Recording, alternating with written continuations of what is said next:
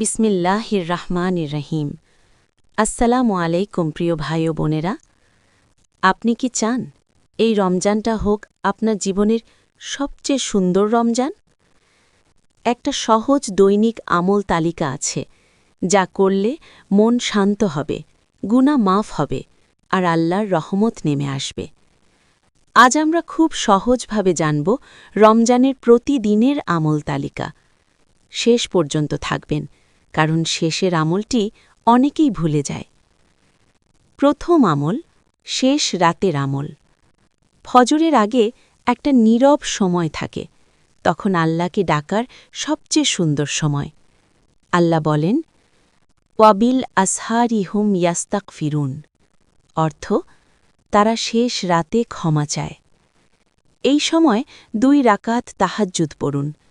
চোখ বন্ধ করে বলুন, হে আল্লাহ, আমাকে মাফ করুন, আমার সকল গুনাহ মাফ করে দিন। দ্বিতীয় আমল, সেহরির সময়ে আমল। হজরত মোহাম্মদ সাল্লাল্লাহু আলাইহি ওয়াসাল্লাম বলেছেন, সেহরিতে বরকত আছে। বিসমিল্লাহ বলে খাবার খান, মনে মনে নিয়ত করুন।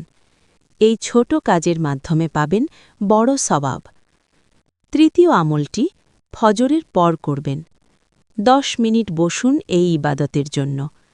33 বার সুবহান আল্লাহ পাঠ করুন, 33 বার আলহামদুলিল্লাহ পাঠ করুন।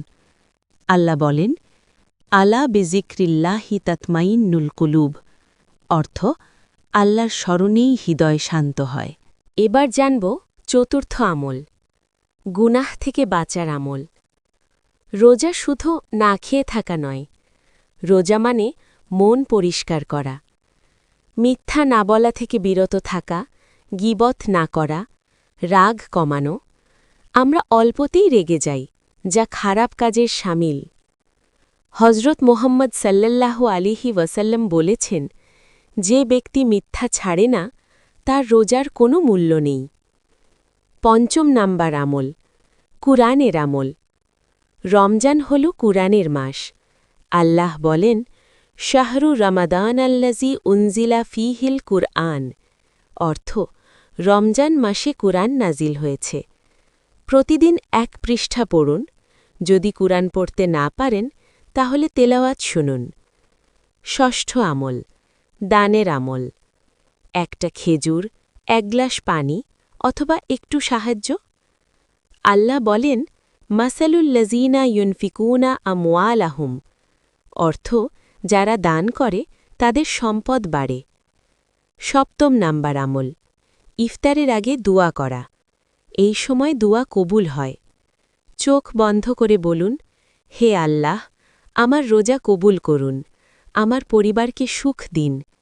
আপনার মনে যা চায় তাই চান আল্লাহর কাছে, আল্লাহ নিশ্চয়ই কবুল করবেন। ইফতারের পর শুকরিয়ার মাধ্যমে আমল। মাগরিব নামাজ পড়ুন, তারপর বলুন আলহামদুলিল্লাহ। আল্লাহ বলেন, কৃতজ্ঞ হলে আমি আরও দেব। নবম আমল, তারাবিহ আদায় করা।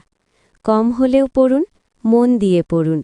হজরত মুহাম্মদ সাল্লাল্লাহু আলাইহি ওয়াসাল্লাম বলেছেন, যে রমজানে নামাজ পড়ে তার গুনাহ মাফ হয়। দশম আমল, ঘুমানোর আগে ছোট্ট আমল। আয়াতুল কুরসি পড়ুন, 100 বার আস্তাগফিরুল্লাহ পাঠ করুন। ভুল করে কাউকে কষ্ট দিলে ক্ষমা চান।